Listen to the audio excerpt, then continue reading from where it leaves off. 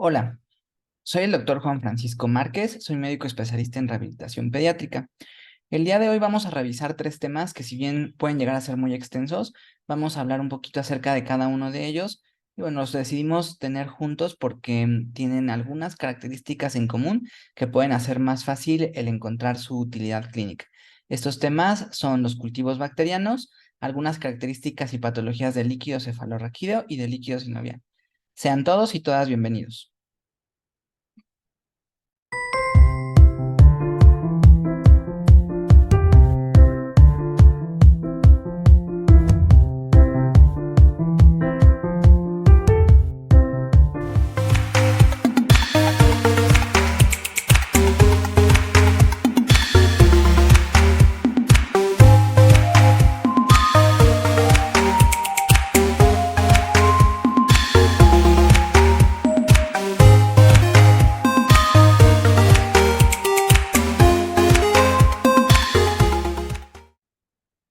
Vamos a comenzar. Entonces, vamos a ver tres temas.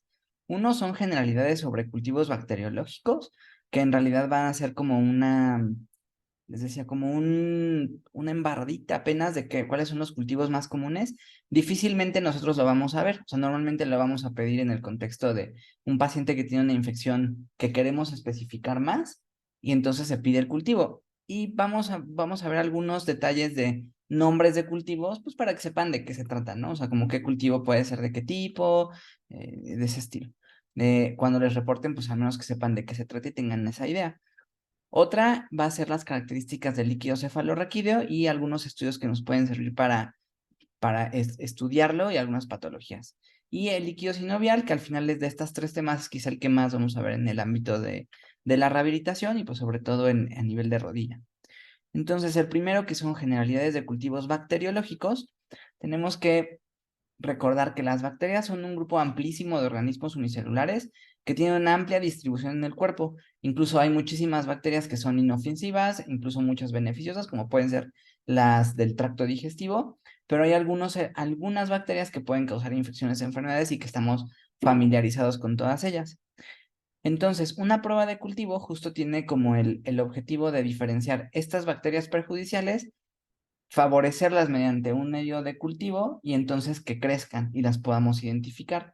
Y muchos de estos estudios también ya nos dicen, nos permiten ver si es resistente a algún medicamento o si es sensible a algún medicamento. Una vez que las cultivemos, pues ya le pueden poner ahí el medicamento, ¿no? Y ver si se degrada o si se mantiene.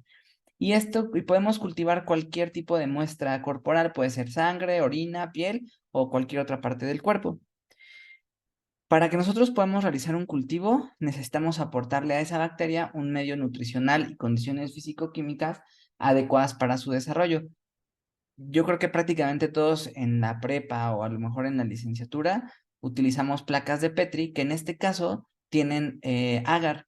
Las placas de Petri son estos discos donde se va a colocar el cultivo. Entonces se puede tomar un hisopado y entonces se hace el raspado, como viene aquí en la imagen, para que dejemos esas bacterias, esos elementos, y entonces se lo podamos cultivar para ver su crecimiento.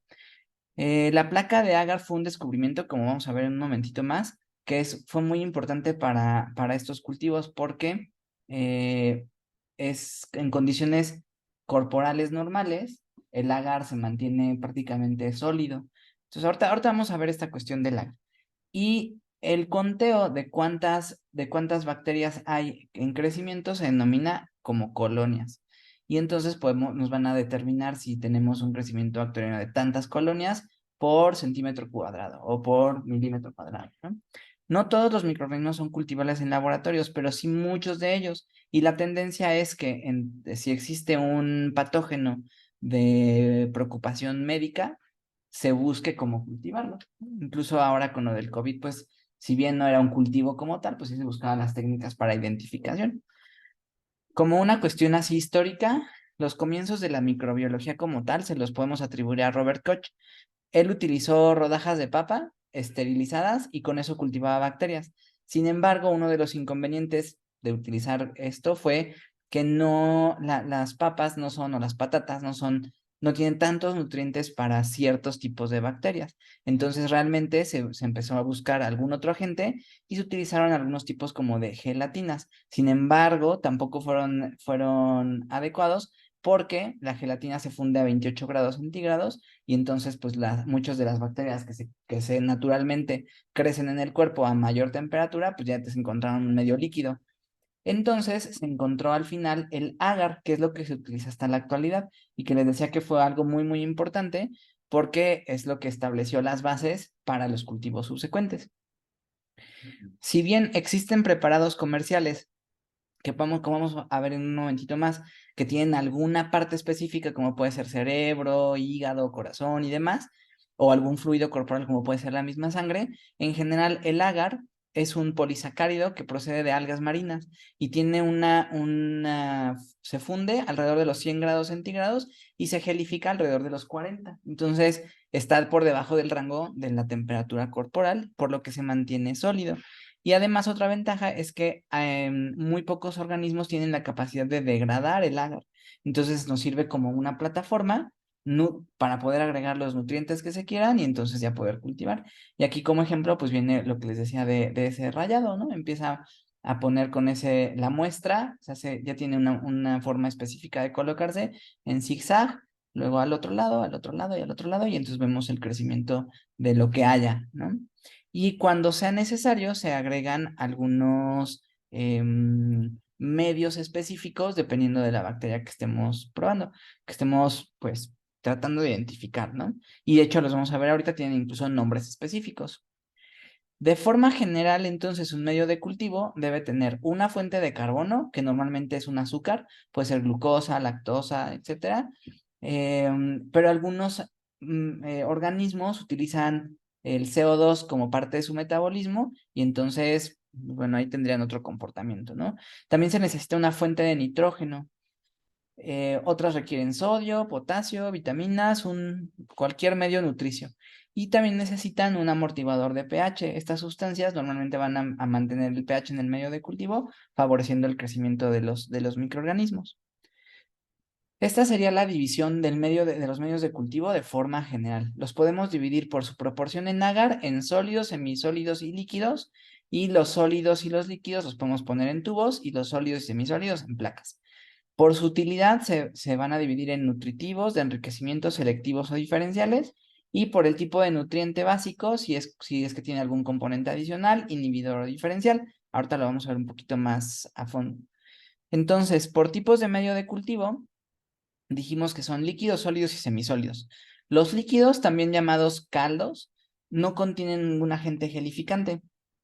Entonces, como su nombre lo dice, pues vamos a poner la muestra en algo que es líquido. Y el crecimiento de este tipo de medios es muy rápido porque las bacterias se pueden mover, ¿no? Al ser un líquido se puede mover mucho más rápido para poder acceder a los nutrientes que se encuentran en este caldo. Los sólidos tienen una proporción de agar de alrededor del 1.5% y como vimos en las imágenes previas, se hace el crecimiento en la superficie, ¿no? A través de la placa de Petri o del tubo de ensayo que vamos a ver ahorita. Y los semisólidos tienen una proporción inferior de agar y este se utiliza para algunas pruebas bioquímicas y de movilidad bacteriana. Entonces digamos que después hay un punto intermedio. Ahora, por su utilidad, dijimos que son nutritivos, de enriquecimiento, selectivos y diferenciales. Y aquí, pues realmente su nombre prácticamente nos dice de qué se trata, ¿no? Los nutritivos permiten el crecimiento de la mayoría de microorganismos, normalmente van a ser como poco diferenciados. El de enriquecimiento tienen algo que permite que una bacteria en particular que requiere de un cierto nutriente crezca más que otros que no lo necesitan. Los selectivos son aquellos donde existe algún componente que inhibe el desarrollo de ciertos microorganismos y favorece el de otros. Vamos a ver ahorita, por ejemplo, el agar McConkey y bueno, otros que vamos a ver un momentito más. Y los diferenciales son donde se agrega algo que nos permite identificar el crecimiento de uno contra otro, por ejemplo, la lactosa, ¿no? Entonces, aquellos que sean lactasa positivo contra los que son bacterias lactasa negativos, unos van a tener un halo, ¿no? Alrededor porque están comiéndose ese azúcar contra los que no. Entonces, justo nos van a permitir hacer esta diferenciación. Aquí pues solamente como que tengamos en mente la división. Esto es lo más a lo que tenemos que llegar ahorita. De acuerdo a su formato de presentación, pues ya vimos hace rato, puede ser sólido en placas o en tubo, líquido en tubo o semisólido en tubo. Entonces, eso no hay como mayor situación. Aquí vemos algunos ejemplos. Entonces, las placas de agar que pues vimos ya anteriormente y que son muy comunes, es un sólido y se guarda, ¿no? Y se generan las condiciones de calor, humedad, demás que requiera. Es como una especie de gelatina, pero más sólida, más sólida. Ahora también tenemos el tubo de agar inclinado, que como su nombre lo dice, es un tubo que tiene cierta inclinación para que en la inclinación, en la pendiente, se coloque el patógeno probable, ¿no? Y ahí es donde se ve el crecimiento. Más allá de esto no tiene como otro cambio, no hay mayor situación. Y estos son algunos medios de cultivo deshidratados que obviamente requieren de hidratación para su posterior uso. Ahora vamos a ver algunos ejemplos que son de uso común, nada más como vamos a verlo de forma muy general. El agar sangre es uno de los más comunes en toda los medios que utilizamos en la clínica. Este permite el crecimiento de las bacterias de importancia clínica. ¿Por qué? Pues porque como su nombre lo dice, tiene características muy similares a la sangre humana. Entonces, cualquier bacteria que tenga la capacidad de causar una infección una infección en el cuerpo, pues normalmente va a nutrirse a través de sangre, ¿no? Este va a ser un medio rico en nutrientes, suplementada por sangre desfibrinada de origen animal, alrededor del 5 al 10%, y este nos va a permitir evaluar tres tipos de hemólisis: beta hemólisis, alfa hemólisis y gamma hemólisis. Esto porque incluso sabemos que existen bacterias que son beta hemolíticas, ¿no? Entonces, la eliminación por uno de estos tres medios nos dirá si es una bacteria de cada uno de estos tipos. La beta hemólisis consiste en la lisis o eliminación total de glóbulos rojos. La alfa hemólisis es una lisis parcial de los glóbulos rojos y desarrolla un halo verdoso en torno a las zonas de crecimiento. Y la gamma hemólisis es la ausencia de hemólisis por completo. Ahora, otro agar que es muy común que se utilice es el agar chocolate. Y aquí pues no es que tenga chocolate como tal, sino que es un medio enriquecido del tipo sangre, donde tenemos una mayor concentración de hemoglobina, factor 10, que es la hemina, y el factor 5. Esto le da una concentración de color más densa, ¿no? Es por eso tiene esta tinción como si fuera chocolate. Y este se utiliza, por ejemplo, para encontrar Neisseria gonorrhoeae, que es el agente causal de la gonorrea, perdón, y algunas especies de Haemophilus. Entonces, estas, pues obviamente se utilizan más comúnmente en el mundo, ¿no? Y aquí tenemos el ejemplo de un agar sangre con un crecimiento bacteriano de gamma hemólisis sin ese halo verdoso que hablábamos, y un agar chocolate, ¿no? Y que vean que pues prácticamente cambia un poquito el tono, pero pues es precisamente por la concentración de estos factores que comentábamos. Otros tipos de agar de uso común, dentro de otros que vamos a ver, son el agar CNA, que este tiene colistina ácido nalidíxico, de ahí sus siglas. Este tiene 5% de sangre de cordero y se utiliza para crecimiento selectivo de bacterias que son cocos gram positivos. El agar Shetler, que es un tipo de agar sangre también, está suplementado y se utiliza para anaerobios. El agar McConkey, que decíamos hace rato que también se podía hacer ahí un diferencial o selectivo, este nos puede dar la selectividad, por ejemplo, para identificar enterobacterias gram negativas. También tiene sales biliares, contiene lactosa, y entonces, por ejemplo, la E. coli nos va a dar un color como rosado en el medio de contraste, en el medio de cultivo, y esto sería lactosa positivo, ¿no? Cuando tiene este halo. Mientras que las no fermentadoras aparecen sin ese color, como por ejemplo salmonela. Entonces aquí podríamos pensar en un cuadro enteral severo que pudiera ser por E. coli o por salmonela, y que la diferenciación entre uno y otro para el tratamiento específico pues se hace con un cultivo en agar McConkey, ¿no? Este sería el ejemplo de un diferencial. Otro es el agar de osina azul de metileno o agar Levin, que es similar al McConkey, pero que este tiene una tendencia hacia el crecimiento de E. coli, donde aparece con un color oscuro y un brillo verdoso. Aquí tenemos entonces un agar MB con E. coli, y vean aquí el halo verdoso que tiene alrededor, y este es un agar McConkey con E. coli. Las dos son de E. coli, ¿no? Pero vean el tipo de crecimiento que se desarrolla en uno y otro. Incluso aquí vemos como dice el tipo de agar que se utilizó, la hora y demás, ¿no? El rotulado. Uno de los caldos más utilizados es el caldo de tioglicato. Este contiene solamente 0.07 de agar, por eso es más un caldo, ¿no? Tiene muy poquito. Y este se utiliza para buscar el crecimiento de bacterias anaeróbicas facultativas, que son aquellas que no requieren oxígeno y por lo tanto van a crecer en todo el tubo. Otro es el agar sangre Hectoin o Ectoin. Estos se utilizan para algunas especies de campylobacterias o bueno, para Campylobacter. Se utiliza también para Salmonella, Shigella. Estos son también diferenciales y también nos permite evaluarlo en diferenciación con E. coli. Igual, esto es nada más para que los conozcan. El agar SS, que también es un diferencial de Salmonella Shigella. El de psilosalicina desoxicolato, Salmonella Shigella. Y el agar Thayer-Martin, que también nos permite identificar algunos tipos de Neisseria, como puede ser Neisseria gonorrhoeae, que es el de la gonorrea, o la Neisseria meningitis, o el llamado meningococo, ¿no? Que es el causante de algunos tipos de meningitis. Otro es el agar New York, que es parecido al Thayer-Martin, el Sabouraud, que nos permite también identificar algunas bacterias y hongos. Aquí vemos un ejemplo de hongos en un agar Sabouraud y un crecimiento en agar CLD como ejemplos. Este es el agar CLD, que es cistina lactosa deficiente en electrolitos. Otro medio de uso común es el Lowenstein-Janssen, que es el que se utiliza para Mycobacterium tuberculosis. Bueno, obviamente para tuberculosis, el manitol salado o Chapman, que es para estafilococos, y el agar bilis esculina, que es para algunos estreptococos y enterococos. De aquí vamos un poquito más rápido, solo la característica principal, el BCIE, que es para Legionella, la infusión de cerebro-corazón o BHI o HBI, que es Heart Brain Infusion, que es un medio rico en nutrientes y esto pues obviamente para buscar algunas bacterias que tienen esta selectividad por cerebro-corazón y algunos otros medios de hemocultivo que puedan ser específicos para lo que se va buscando en botellitas de hemocultivo. Aquí vemos un ejemplo de Mycobacterium tuberculosis en medio de Lowenstein-Janssen, que es un tubo inclinado, también sólido, y las botellas de hemocultivo, que pues estos en muchos, incluso centros de salud grandes, los podemos encontrar para el seguimiento epidemiológico.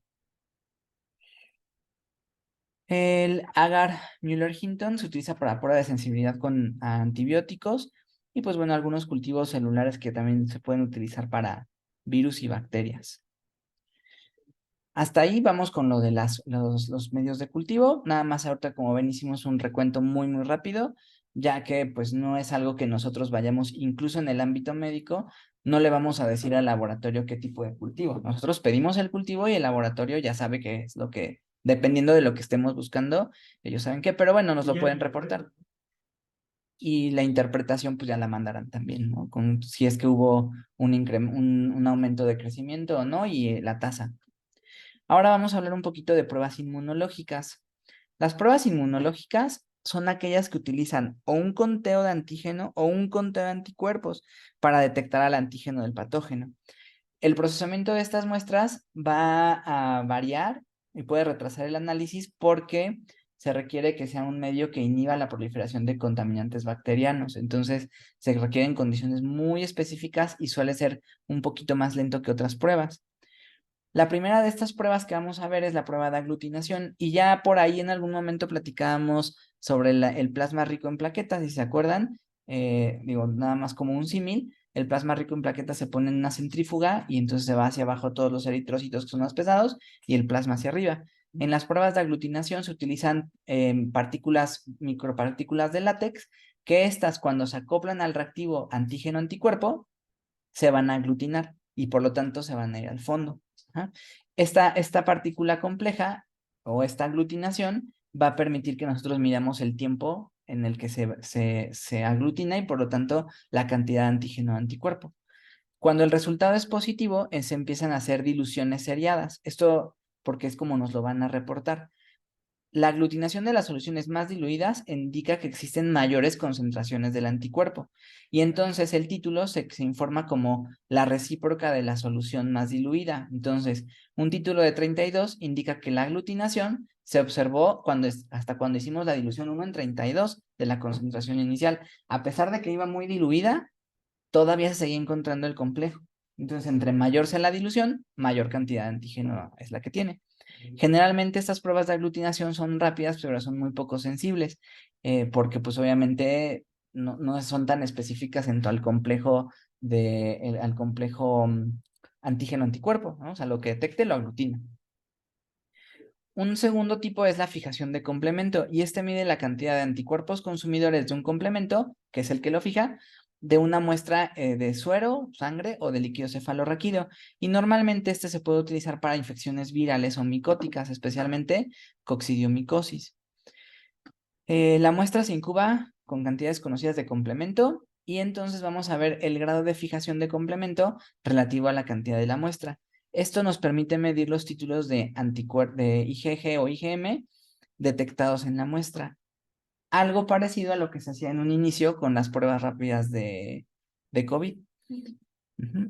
Parecido, obviamente.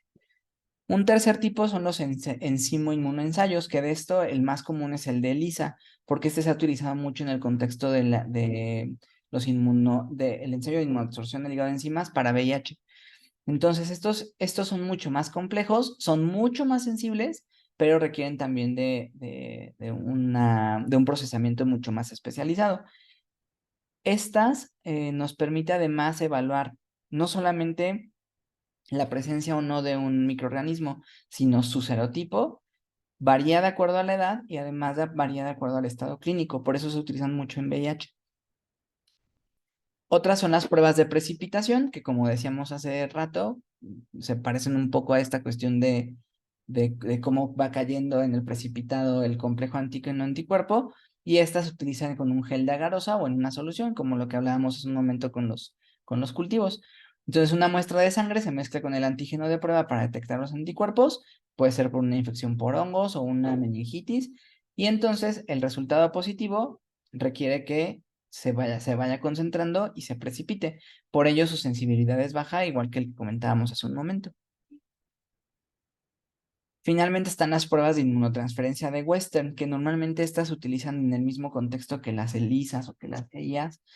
La prueba de Western blot detecta anticuerpos contra un microorganismo y mediante reacción con antígeno blanco lo van a pasar mediante a una membrana por electrotransferencia y nos va a indicar cómo está distribuido. Y ya la distribución nos indicará si hay presencia o no y en qué cantidad.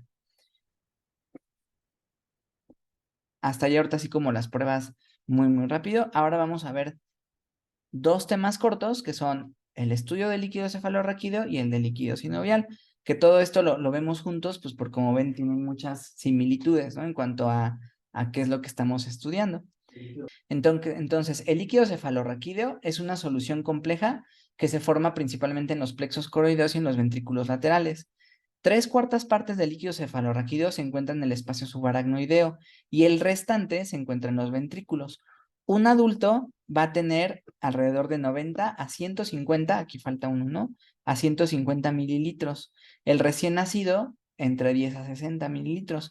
Entonces, como vamos a ver en un momentito más, no hay mucha cantidad. No esperemos que en las pruebas del líquido cefalorraquídeo salga una jeringa. Normalmente se utilizan 1, 2 mililitros y con eso es todo lo que tenemos que cultivar, que hacer el estudio inmunoquímico, todo lo demás, ¿no? Con muy poquito.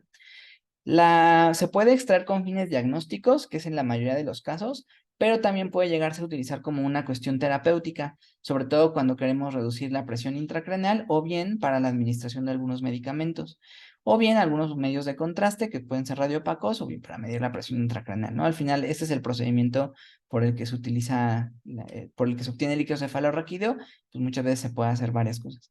La cantidad de líquido que se extrae va a depender de la edad del paciente y del tipo de estudio a realizar.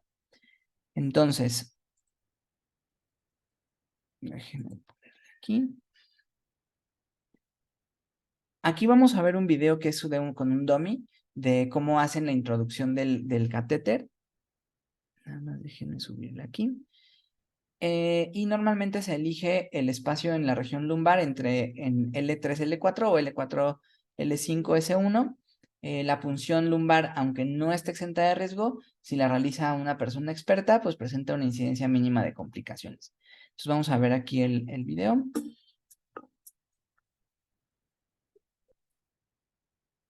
Hola, soy el doctor José María Marchal, anestesista del Hospital Universitario Quirón de Madrid, y voy a presentaros la técnica de la punción lumbar. El material que usaremos para la punción lumbar es el siguiente. Recordad que es una técnica estéril y debe ser preparado todo en condiciones de máxima esterilidad.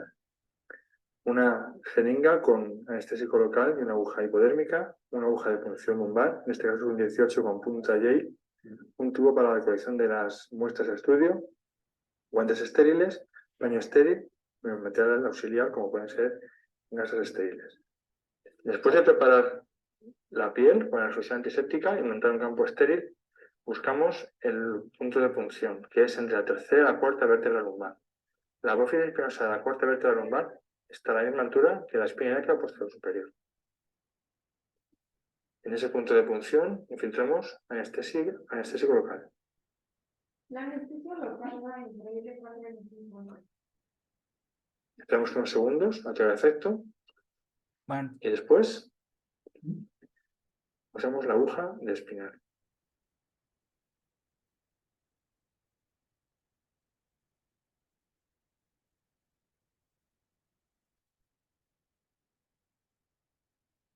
Cuando vemos que refluye,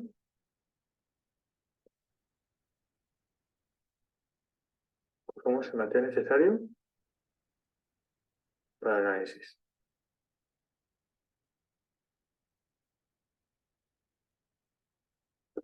Después de esto, retiramos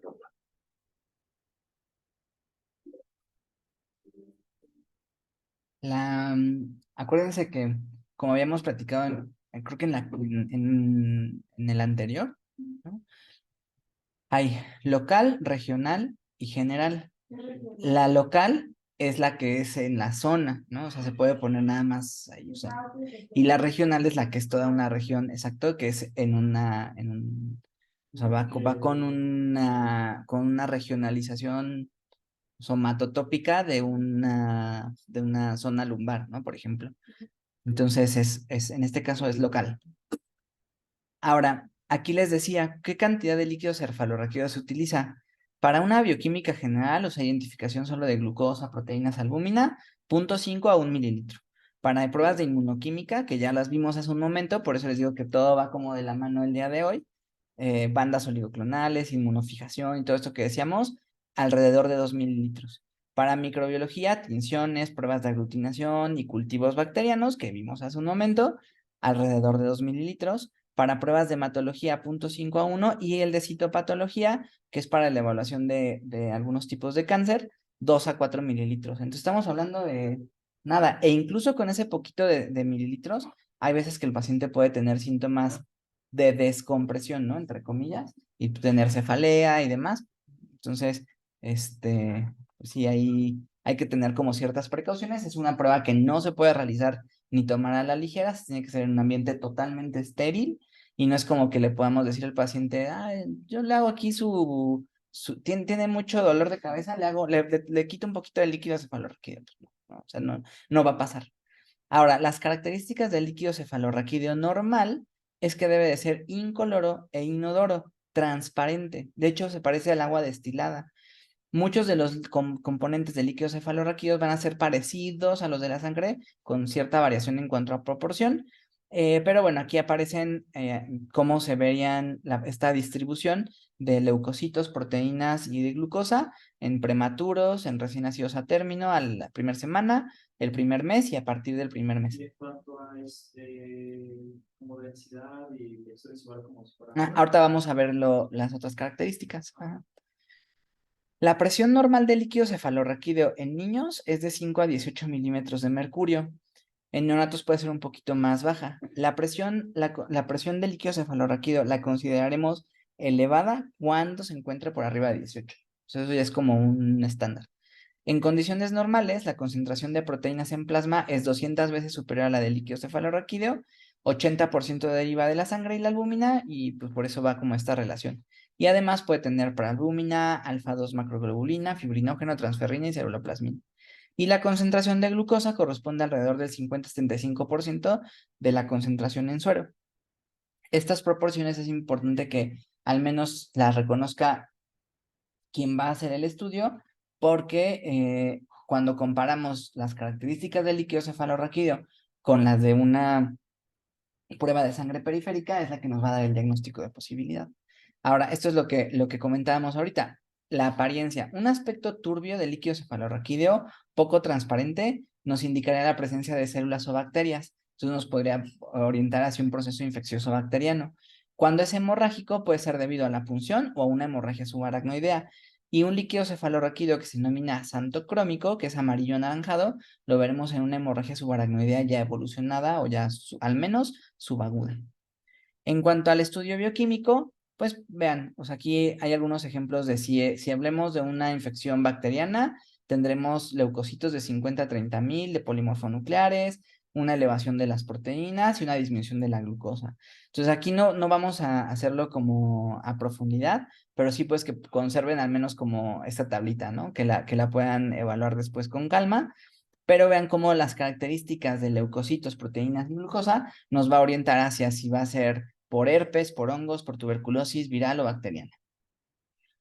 El estudio citológico valorará la cantidad y tipo de leucocitos, hematíes y otras células que también ya vimos en otro tema. Y este, combinado con los hallazgos tanto del hemograma como la clínica y el del líquido cefalorraquídeo, mediante un score que se llama score de Boyer, nos dirá si el paciente requiere un antibiótico. Este es el score de Boyer. Entonces, arroja 0, 1 o 2 de acuerdo al puntaje obtenido de algunas cuestiones clínicas como puede ser signos meningios, la presencia o no de petequias y la temperatura corporal. La presencia de proteínas, glucosa, leucocitos o polimorfonucleares en el líquido cefalorraquídeo y en sangre. Y entonces, si tiene más de 5 puntos, se tiene que empezar antibiótico. O sea, ya te habla de que ese líquido cefalorraquídeo y las condiciones del paciente ya ameritan un antibiótico en el momento, ¿no? 3, 4 puntos, pues puedes administrar antibióticos según el estado general y menos de 2 puntos no requerían normalmente el uso de un antibiótico. Ese es el score de Boyer. Igual en el líquido cefalorraquídeo podemos hacer estudios microbiológicos, que ya comentamos algo hace ratito con los cultivos, además de tinciones de Gram para ver si es cocos Gram positivos, Gram negativos, bacilos y demás, ¿no? Y ahí podemos ir diferenciando si son meningococos, si es neumococo, estafilococo, listeria, hemófilos. La determinación de antígenos bacterianos mediante aglutinación de látex, que dijimos hace rato, reacción en cadena de polimerasa o PCR para enterovirus, virus de herpes, arbovirus, muchos tipos de virus, y serología, por ejemplo, para borrelia o para sífilis. Y ya, finalizamos este tema con el estudio del líquido sinovial, que de todo lo que hemos hablado hoy, quizá el que más se acerca al ámbito de la rehabilitación, pues es el de líquido sinovial, ¿no? Aquí no excluyamos a los pacientes que tienen neuroinfecciones, pero difícilmente en rehabilitación, en el medio ya de rehabilitación, vamos a ver el cultivo como algo que modifique nuestra terapéutica. Normalmente veremos la secuela, a diferencia del líquido sinovial, que este sí incluso podríamos estar modificando de acuerdo a cómo va apareciendo las características de este líquido. La artrocentesis no debe de ser utilizada como una cuestión de primera línea ni en la atención primaria. Y esto es importante porque en todo el proceso de rehabilitación puede haber médicos, terapeutas y muchos que no son ni uno ni otro, que les es muy fácil esto de, pues, tienes la rodilla muy aumentada de volumen, yo te saco el líquido, ¿no? Y lo vamos a ver muchísimo. Y en muchas ocasiones pasamos de una articulación que solamente está inflamada a una artritis séptica. Entonces, tenemos que pensar que este es un procedimiento quirúrgico invasivo. Entonces, hay que considerarlo como tal. La artrocentesis terapéutica, que es cuando buscamos el alivio de dolor de un derrame articular que ya tiene una articulación a tensión, debería de ser utilizada como si fuera, les decía, cualquier otro procedimiento invasivo, de forma aséptica y demás, ¿no? En el paciente que tiene una posible artrosis, esta prueba normalmente no se hace, pero el líquido sinovial nos puede ayudar en cuanto al diagnóstico, ¿no? Como para afinarlo. Entonces, la finalidad es ayudar a diagnosticar enfermedades de tipo reumatológico normalmente y todas aquellas que tengan una intervención de la membrana sinovial y del cartílago subyacente. Nos permite hacer, sobre todo, identificar diagnósticos como una artritis infecciosa y aquella que es por microcristales y diferenciarlas de artropatías inflamatorias o inflamatorias. Ya lo mencionamos un momento, pero el procedimiento se denomina artrocentesis, ¿no? Eso es el procedimiento por el que tú obtienes un líquido sinovial.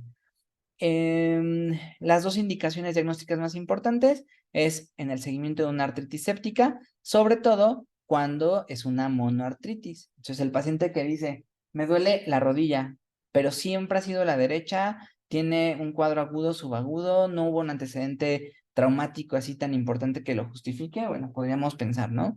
Y la otra es confirmación de artritis por microcristales, que ya comentábamos.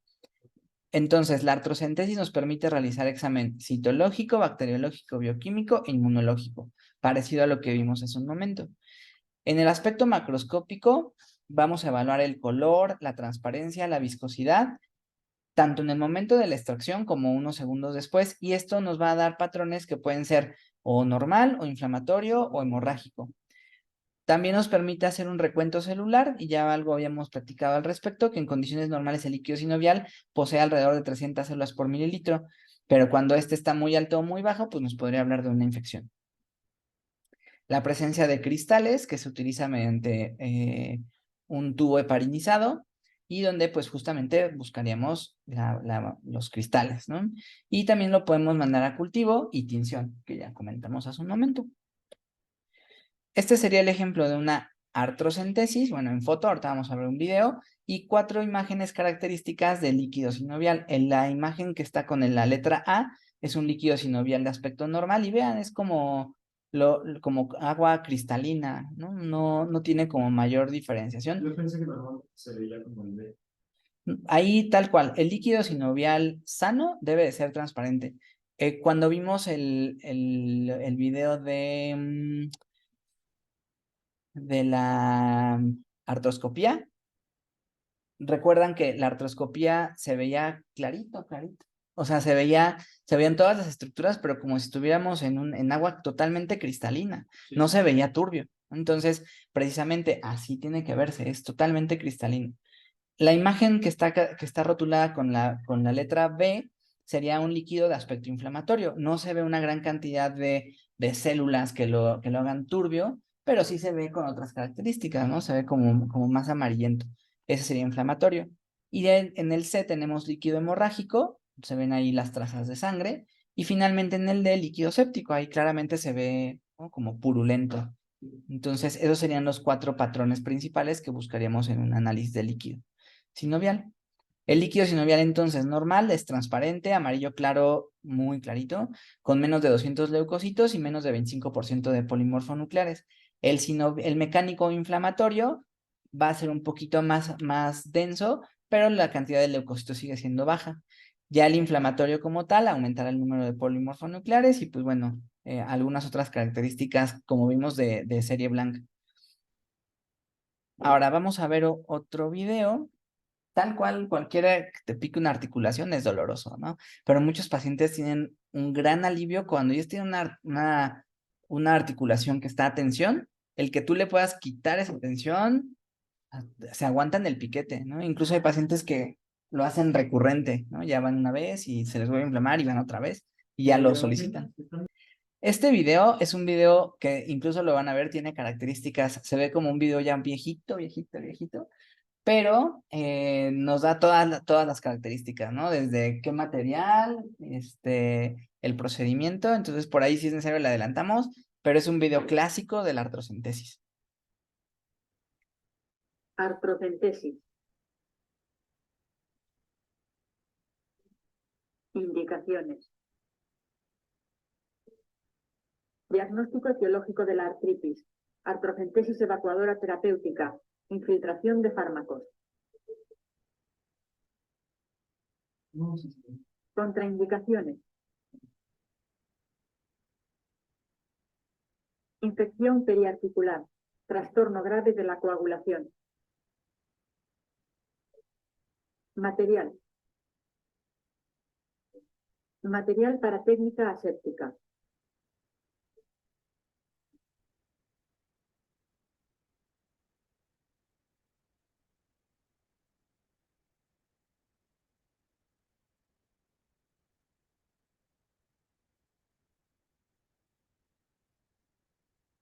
Agujas intramusculares de diversos tamaños. Jeringas de 20 centímetros cúbicos. Tubos para el procesado de muestras.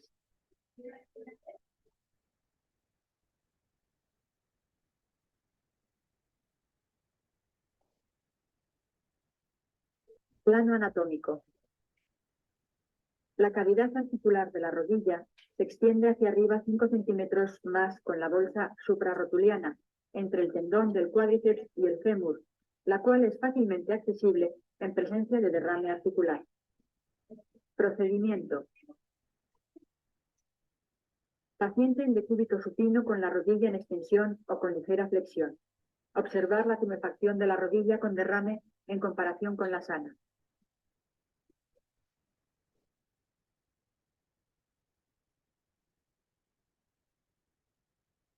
El punto de punción se localiza 1 centímetro por encima y 2-3 centímetros por fuera de la base de la rótula, por debajo del tendón del cuádriceps.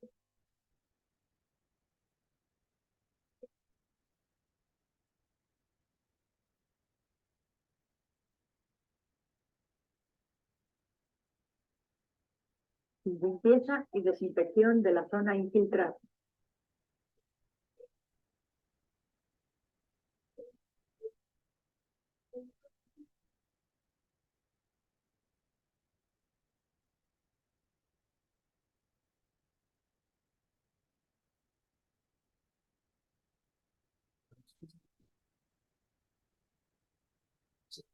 Producir la aguja con el bisel hacia arriba, montada en una jeringa de 20 centímetros cúbicos, lentamente y aspirando. Ahí está pasando un poco. Una vez que salga el líquido articular, realizar aspiración continua hasta llenarla. Sí, si ven aquí justo el tipo de líquido obtenido, pensaríamos que es de origen inflamatorio y pues se ve, ¿no? O sea, las características. La cosa es esa, ¿cómo saber que es uno u otro? Pues hasta que se hace la artrocentesis. Cambiar la jeringa si hay demasiado líquido articular. Ahora, aquí, a diferencia de lo que habíamos visto con el líquido cefalorraquídeo, que era 1 o 2 mililitros, aquí van a ver que al final terminan sacando creo que 3 jeringas de 20. ¿No? No, pues porque estás liberando presión, Sí, no, eso. ¿no? O sea, realmente son cosas bien diferentes. Aunque el estudio clínico, inmunológico y todo lo demás lo pueda hacer igual, pues aquí tienes 3 jeringas. Y seguramente este paciente, después, si no se corrige el origen, en unos días va a volver a estar otra vez a presión.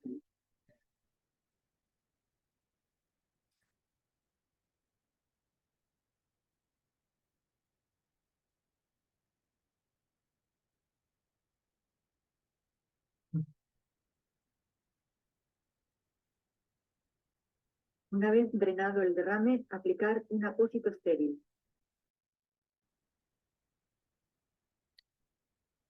Y con eso terminaríamos este tema, que es prácticamente con el que cerraríamos toda la lista de auxiliares diagnósticos en rehabilitación. Como ven, son estudios muy específicos que nos ayudan también a ser igual de específicos con algunos diagnósticos. Todos estos deben de ser realizados y solicitados e interpretados por una persona muy especialista en el tema.